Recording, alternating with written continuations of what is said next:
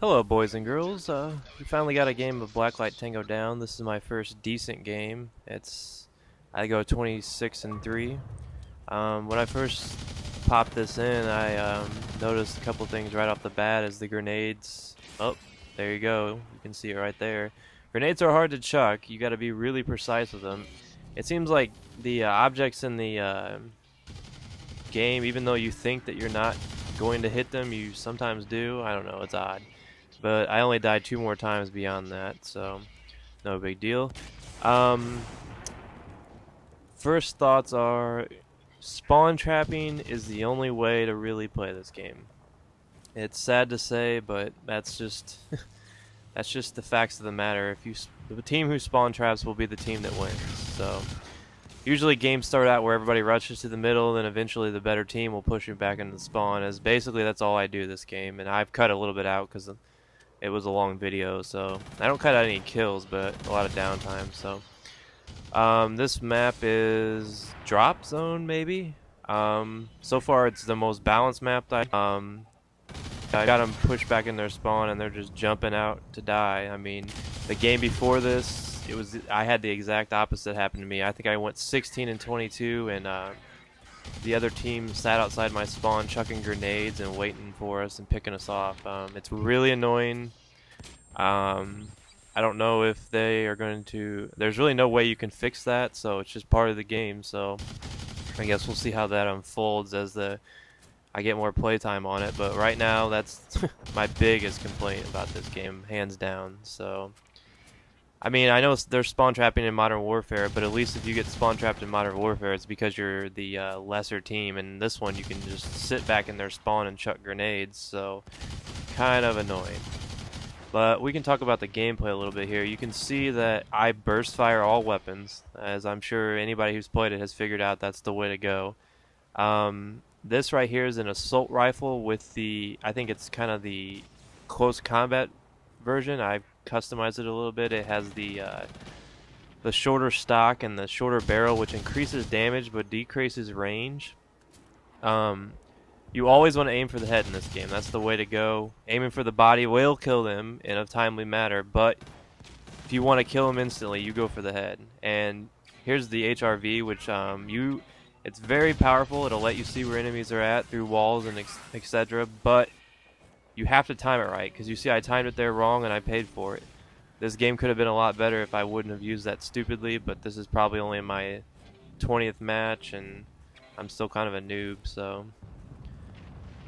See here, it actually helps me out because I can see that guy coming and I kind of burst fire him there. The charm I have on here increases the health, so I don't really have many of those unlocked, so I just picked a random one. They all kind of are the same in the early goings. But we pretty much have them trapped in their spawn right now, and we're just picking them off as they run out. See, that guy was lucky that I had bad aim, and I think that's my last death right there, and I cut out a lot of downtime, so... I come over here to try to work over the other side because I was getting bored of that side. But as far as controls go, the controls at first, they feel you slide around a lot. It seems like your character moves and he just kind of keeps going like he's on a slick surface. I don't really know how to explain it, but the controls seem really loosey-goosey. Like a lot of games like Halo and Call of Duty, their controls are real precise and real tight, but for some reason this one just seems a little looser. I mean, the controls are there once you get used to them. This is the game I would say that I really felt like I had a grip on the aiming system and everything. It's kind of hard for me to be precise. That's why I use a higher sensitivity, because the default sensitivity is 7. I knocked mine down to 5 off the get-go, and then once I got playing multiplayer, I realized that you really need a higher sensitivity in this game because you don't have to be precise, but you have to get those crosshairs on them, and it's kind of like Counter-Strike where you put the crosshairs on them and you just fire, and the game has a randomized, whatever it's called, coding that decides if you're going to hit them or not or whatever. But yeah, I fire in burst because the recoil makes it a little bit harder to fire full auto. I mean, you can go full auto close combat, but I usually just fire in burst on long distances. But I would suggest, though, keeping default setting or even honestly going up to 8 isn't a bad idea. I'm going to try to work my way up there because I have a hard time moving up and down sometimes.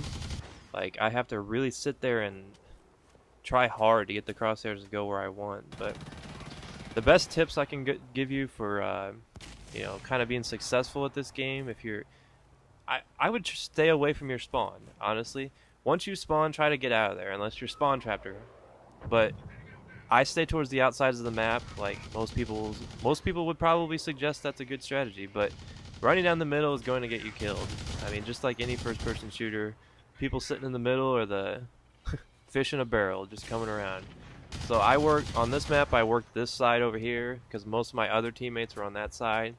I didn't want these guys escaping spawn, so because I knew once they broke spawn, they were going to just return the favor because that's how this game plays out. Do I think you should buy this? I think that this game is a good value. I mean, I wouldn't say that it's a blockbuster game like, you know, a lot of people are saying was going to happen at E3. I think that it's a great value for your money, $15, 1,200 Microsoft points. It's the price of a Call of Duty map pack, and you get 4 co-op maps. I think there's 12 multiplayer maps, and each gun is pretty customizable, which is pretty nice. I like that. I like that I get to use the Arctic camouflage in all my guns. So far, that's my favorite. The either that or the Urban Winter. And you pretty much can put any barrel on any gun, which really changes the dynamics of it. It kind of reminds me of Borderlands, because you'll see like SMGs with ACOGs and shotguns with scopes and stuff like that. And I don't know, it's just really customizable. That's what I liked about Modern Warfare 2. Customized kill streaks and, you know, guns down to every attachment. I thought that was really made me feel like I was controlling my own character, and that's something I really like about this game. But I just think that, you know, it's a great deal. I think that it's worth a buy just for the co-op, and because I mean, you usually get this value out of a full price game sometimes. As far as multiplayer goes, you you have to have patience. I don't know if maybe the spawn trapping, I just got in a bad couple games, but there was one game where like I said, I went 16-22, and I started the game out 9-0 because I rushed in the middle and I had them at a choke point. But if you're on a bad team and they just start pushing you back, even if you have those turrets that guard your spawn, it's not going to do anything to help you, because they'll just chuck grenades in there and sit in a weird angle so they can pick you off as you run around the corner. Because if you guys haven't played this game, each spawn has a turret that keeps the other team from running in there and spawn trapping, I guess you would say. But it still happens, so what can you do? But alright, this video is winding down, so I will peace out. But I think that it is definitely a good deal, and you guys should definitely check it out if you're interested in a new shooter. I went 26-3, I think, and it was a good game.